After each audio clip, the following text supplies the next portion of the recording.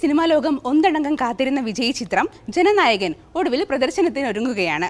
ഒരു പൊങ്കൽ റിലീസ് എന്നതിലുപരി വിജയുടെ രാഷ്ട്രീയ പ്രവേശനത്തിന് മുന്നോടിയായുള്ള ഒരു രാഷ്ട്രീയ പ്രഖ്യാപനമായാണ് ഈ ചിത്രം വിലയിരുത്തപ്പെടുന്നത്. പ്രഖ്യാപനം മുതൽ ഇന്നത്തെ ഒത്തുതീർപ്പ് വരെയുള്ള നാൾവഴികൾ ഒന്ന് നോക്കാം.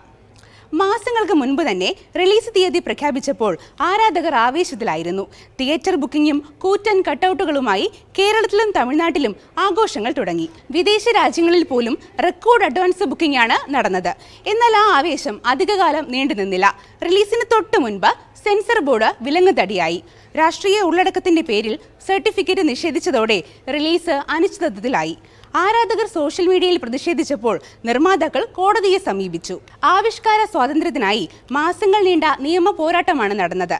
ഒടുവിൽ നിയമ പോരാട്ടം അവസാനിപ്പിച്ച് സിനിമ തിയേറ്ററിലെത്തിക്കാനുള്ള ശ്രമത്തിലാണ് അണിയറ പ്രവർത്തകർ. റിവൈസിംഗ് കമ്മിറ്റിയുടെ നിർദ്ദേശപ്രകാരമുള്ള മാറ്റങ്ങൾ വരുത്തി സെൻസർ സർട്ടിഫിക്കറ്റ് നേടാനുള്ള തീരുമാനമായി. സിനിമാ ജീവിതം അവസാനിപ്പിച്ച രാഷ്ട്രീയത്തിലേക്ക് ഇറങ്ങുന്ന വിജയുടെ ലാസ്റ്റ് കോൾ ആയതുകൊണ്ട് തന്നെ ഈ ചിത്രത്തിലെ ഓരോ ചലനവും നിർണായകമാണ്. ജനനായകൻ സൃഷ്ടിക്കുന്ന ഇമ്പാക്റ്റ് എന്താണെന്ന് വരും ദിവസങ്ങളിൽ കണ്ടു തന്നെ അറിയണം.